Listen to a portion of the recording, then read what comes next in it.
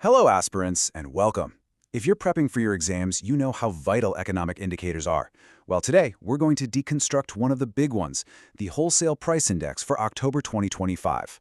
Let's jump right in and find out what these numbers really mean for you.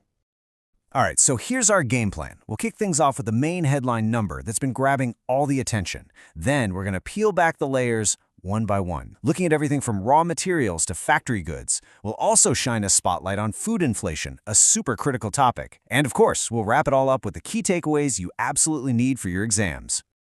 And there it is. The big headline number is negative 1.21%.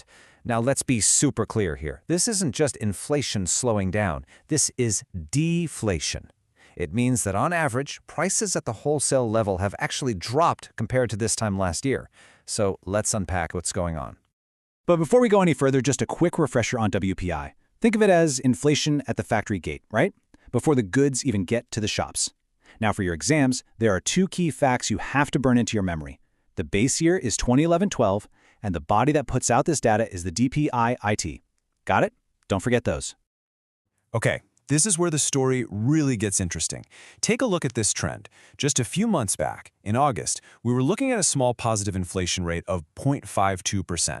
But then, look at that nosedive to negative 1.21% in October. Whoa! That's not a gentle slope, that's a cliff.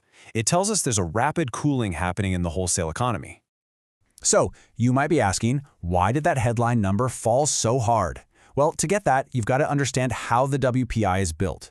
As you can see, manufactured products is the absolute giant in this index. It makes up almost 2/3 of the entire thing. This is so crucial to remember because whatever happens in manufacturing has a massive, outsized impact on the final WPI number. It's the one to watch. And you know we love a good exam hack. So how do you remember the order of these components by their weight? Easy. Just think of the phrase, "My professor failed." M for manufactured, P for primary articles, and F for fuel and power. It sounds silly, I know, but trust me, it could be the trick that bags you a mark. All right, let's start our deep dive with the P from our mnemonic, primary articles. This basket, it's all about raw materials. We're talking food straight from the farm, minerals pulled from the ground, and wow, look at that. This whole sector saw a massive price drop of over 6% compared to last year. So what's the story here? So what's really driving this big drop? If you look at the month-over-month change, the main culprit is crystal clear, a fall of more than 3% in the prices of crude petroleum and natural gas. But, and this is a key detail, look at food articles. On a monthly basis, totally flat. This tells us the deflation here in October wasn't about food, it was all about energy prices. Next up, let's look at the F in our mnemonic, fuel and power. Now this is interesting. The year-on-year number shows deflation, right? A drop of 2.55%. But don't let that number fool you, because if we zoom in and look just at the last month, we see a totally different story. A little twist, prices actually went up from September to October. So what was behind that little price bump last month? Well, the main driver was a pretty big jump in electricity prices, up almost 3%. This could suggest, rising demand or higher costs in the power sector. And all this happened while coal prices, interestingly, stayed completely stable. And now we get to the M, the heavyweight champion of the WPI, manufactured products. Remember, this is almost 2/3 of the whole index. And here is the single most crucial takeaway. This is the only major group still showing positive year-on-year inflation. It's basically the anchor holding the WPI up and stopping it from falling even further. When we look inside manufacturing, it's like a real tug-of-war is happening. On one side, you've got prices for core industrial stuff like metals and chemicals that are actually falling. That's a deflationary pull.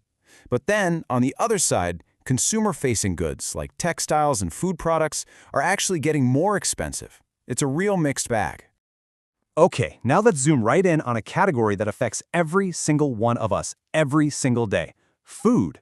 The WPI Food Index is a huge deal, not just for the economy, but for our household budgets and even for politics. So, for your exams, understanding this part is absolutely non-negotiable. So the first thing you need to get about the food index is that it's actually a mix. It's not its own separate thing. It grabs raw food articles from that primary basket and combines them with processed food products from the manufacturing basket. And together, they make up nearly a quarter of the entire WPI. You can see why food prices have such a massive impact. And just look at this chart. The story here is absolutely dramatic. In just 1 month, year-on-year, food inflation went from an already negative 1.99% and then just plunged to over negative 5%. That's not a dip, my friends. That is a collapse. So what on earth happened? Well, here are your culprits. This massive food deflation is almost entirely because of a price crash in vegetables. Just look at onions, down a staggering 65% compared to last year. Unbelievable. Potatoes and pulses also saw huge price drops. This is what's dragging the entire food basket deep, deep into negative territory. Okay, deep breath, let's bring it all home. We've gone through a lot of data, so now it's time to consolidate everything into the high-yield takeaways you need for your revision notes. First up, the headline numbers. Lock these in. Annual WPI, negative 1.21%. The food index, an even deeper negative 5.04%. And those static facts you can't forget. Base year is 2011-12, and it's released by the DPIIT. Simple as that. Second, the component story. Just remember our little trick. My professor failed. The single most important thing to grasp here is that only M, for manufacturing, was in the positive. Both P, for primary, and F, for fuel, were deep in negative territory, and they're the ones that pulled the whole index down. And finally, if you need this story in a nutshell, here it is. This whole deflationary trend was driven by a price collapse in two main areas: food, specifically vegetables like onions and pulses, and key industrial inputs like crude oil and basic metals. That's the core narrative you need to remember. And that brings us to the most important question of all, doesn't it? We're seeing prices drop at the wholesale level, but does that guarantee you'll pay less at the local market? Will retailers actually pass on these savings to us, the consumers? That right there is the crucial link between WPI and CPI, and it's the next big piece of the economic puzzle we'll be watching. Thanks for joining me.